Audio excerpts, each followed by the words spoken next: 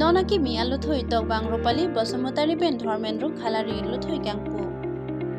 Mati jongni phain kora trop siarni ata porphai kresi ben rangsina sarpo culture hol lorulangso di fualok rupali bosumotari khalari lapen dhormendru khalari ke togaluthui emily dorsing ronghang lapen art culture em sorjorong khalari deng pen ing kupon. Lasonsi nonakai hut mati nonovi kimia tum social media kai hut kitab mati luthui ke togla pen kapor hi phai jumi pik asonsi thek ponong lo lase ansu se tok bang tuma phai ki pa ong jipu akemang la pen nonovi kimia tuma phan ansu se aningi parung ponjipu akemang pen pini uthot rupali bosumotari khalari la pen dhormenro khalari ke tokon aluthui ing kupon lo Bangsolo thui kang pupon along di fuel a language dev assemble mate Emily Dorsing rong hang lapen art culture em sorjo rong par board chairman long sing tokbi parmansari dhanewaring ti KLA konson bang joy sing tokbi tokbang rupali basumotari khalari dhormenro khalari angparda ke ongdung tokbang tumpen chitonglung News Take Report Time News Tifu তেখেতৰ প্ৰথম কবিতাটো আপোনালোকে মন কৰিব কিমান সুন্দৰ কবিতা বৰষুণৰ টোপালবোৰে আজিও আমনি কৰে বৰষুণৰ টোপালবোৰ মোৰ বৰ প্ৰিয় যেনেদৰে তুমি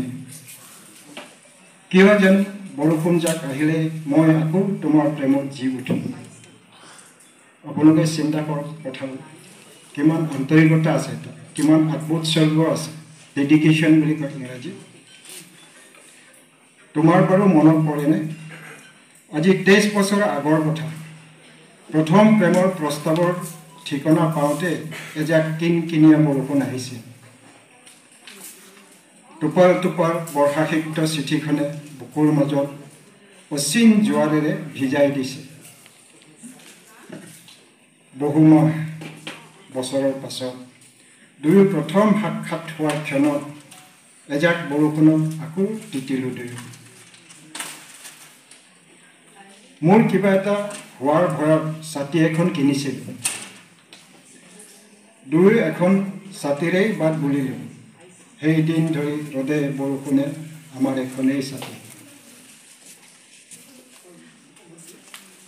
এতিয়া মই ছাতিখন মৰমৰে থৈ দিছোঁ কাৰণ বৰষুণৰ টোপালবোৰে মোৰ বুকুত থকা প্ৰেমবোৰ সজীৱ কৰে অনেক আৰু মই অসমীয়া মাধ্যমৰ পৰা অহাৰ কাৰণে অসমীয়াৰ আখৰ দি যেতিয়া নামটো লিখে নিজৰ নামটো খুব ভাল লাগে দেখিবলৈ ভাল লাগে আনন্দ লাগে সেই কাৰণেই মই অসমীয়া কথা শিকিবলৈ লৈছিলোঁ শিকিছিলোঁ হৈছিলে নাই নাজানো কিন্তু মোৰ জীৱনত এটা ঘটনা হ'ল যে এটা সময়ত মই এটা কবিতা লিখিছিলোঁ এইটো বালিমাহী বুলি বালিমাহী কবিতা হৈছে নাই মই নাজানো কিন্তু এটা ঘটনা বুলি ক'ব লাগিব স্বৰ্গীয় হোমেন বৰদলৈ ছাৰ এতিয়া আমাৰ অসমৰ এডিটৰ ইন চিফ আছিলে তাতে কাৰ্বি আংলঙৰ কবিতা ওলোৱাৰ কথা আছিলে তেতিয়া মোৰ ঘৰলৈ পবিত্ৰ বৰা আছে তাৰ পাছতে অৰুণোদৰণ লেকেন টিমুং জয়সিং টকবি আব্দুল চাজিৰ তেওঁলোকে আহি বোলে ক'লে বোলে আপুনিও এটা কবিতা লিখিব লাগে কবিতা দিব লাগে কাৰ্বি আংলঙৰ কবিতা ওলাব তেতিয়া বিচাৰি সেইটোকে পালোঁ মই অফিচলৈ দৌৰা-দৌৰি হৈ আছে এই সময় হেৰি আছিলে আৰ্জেণ্ট আছিলে তথাপি সেইটোকে উলিয়াই পেলাই মই দি দিলোঁ অ'কে হৈছে জানে মই নাজানো এবাৰ এই কবিতাটো সৰু টুকুৰা এটা লিখিছোঁ কেতিয়াবা সেইটো কবিতাটো এতিয়া আমাৰ অসমৰ প্ৰকাশ হৈ গ'ল তেতিয়া মই ভাবিলোঁ খুব আনন্দ লাগিছে নামটো যেতিয়া প্ৰকাশ হৈ গ'ল কবিতাটো প্ৰকাশ হৈ গ'ল ভাবিলোঁ বা কবিতাটো খুব ভাল লাগিছে পঢ়িও ভাল লাগিছে তেওঁ উৎসাহিত হৈ গ'লোঁ যে মই তেতিয়াহ'লে যত্ন কৰোঁ অসমীয়া ভাষাত কবিতা লিখিবৰ কাৰণে কাৰ্বি ভাষাত মই লিখিছিলোঁ আগৰ পৰাই হাইস্কুলত থাকোঁতে ইংলিছ কলেজত পঢ়িছিলোঁ লিখিছিলোঁ এতিয়া এই কবিতাৰ বিষয়ে যেতিয়া মই জানিবলৈ বিচাৰিলোঁ এটা কথা মনত পৰিছে আমাৰ লক্ষেশ্বৰ শৰ্মা ডাঙৰীয়া ইয়াত আছে তেখেতৰ এখন কিতাপ ওলাইছিলে কবিতাৰ ওপৰত বহুত বিতৰ্কিত হৈছিলে কবিতাৰ ওপৰত এখন গ্ৰন্থ এখন কিতাপ মোৰ তাত মোক দিছিলে তেখেতে তাতে দেখিলোঁ যে কবিতা কি বস্তু কবিতা কেনেকৈ হ'ব লাগে বা কবি কোন কবি কি কৈছে সেই গোটেইবিলাক বস্তু আপোনাৰ সেইখন কিতাপ যদি আপোনালোকে পায় তাতে আপোনালোকে বুজিবলৈ পাব বিচাৰিব কোন কবিয়ে কি কথা কৈছে যিটো কবিতাৰ প্ৰিন্সিপলটো তাতে প্ৰত্যেকজন কবিৰ প্ৰিন্সিপল বেলেগ বেলেগ এটা নহয় একে গ্ৰন্থখন আজি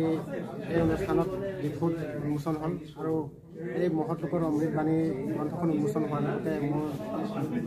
মিছেছ ৰূপালী বসুমতাৰী তেওঁৰো বৰষুণৰ টোপালবোৰে আজি আমনি কৰে শীৰ্ষক কাব্য গ্ৰন্থ উন্মোচন দুখন গ্ৰন্থ উন্মোচন হ'ল মহৎ লোকৰ অমৃতবাণী সন্দৰ্ভত মই ক'ব বিচাৰোঁ যে বহুত দিনৰ পৰা ভাবি আছিলোঁ সমাজখনত বিশৃংখলিত হৈ থকা সমাজখন আন্ধাৰৰ পৰা পোহৰত আগুৱাই নিয়াৰ ক্ষেত্ৰত যাতে পোহৰৰ চাকি বিলাব পৰাৰ দৰে এই মহৎ লোকৰ অমৃতবাণী গ্ৰন্থৰ যোগেদি সমাজখনত পোহৰ বিলাব পাৰে তাৰ কাৰণে মই মনস্থ কৰি এই গ্ৰন্থখন সংকলন কৰিছিলোঁ আৰু তাৰে আজি গ্ৰন্থখন উন্মোচন কৰা হৈছে গ্ৰন্থখন উন্মোচন কৰিছে আজি মাননীয় মুখ্য কাৰ্যবাহী সদস্য তুলিৰাম ৰংহাং অহাৰ কথা আছিল যদিও তেওঁৰ অনুপস্থিতিত মাননীয় কাৰ্যবাহী সদস্য সূৰ্য ৰংহাৰে উন্মোচন কৰে দ্বিতীয়তে আজি এখন অনুষ্ঠানতে কাব্য গ্ৰন্থ টোপালবোৰে আজিও আমনি কৰে শীৰ্ষক কাব্য গ্ৰন্থখন উন্মোচন কৰে অস্তিত্বৰ সময়ৰ কবি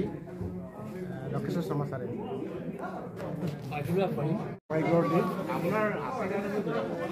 ধৰ্মেন্দ্ৰ খাগলাৰী আৰু তেখেতৰ পত্নী তেখেতসকলৰ প্ৰণয়ন কৰা কিতাপ দুখন মহৎ লোকৰ অমৃতবাণী আৰু বৰষুণৰ টোপালবোৰে আজিও আমনি কৰে এই কিতাপ দুখন আমাৰ কাৰ্বি আংলং জিলা সাহিত্য পৰিষদৰ কাৰ্যবাহী সদস্য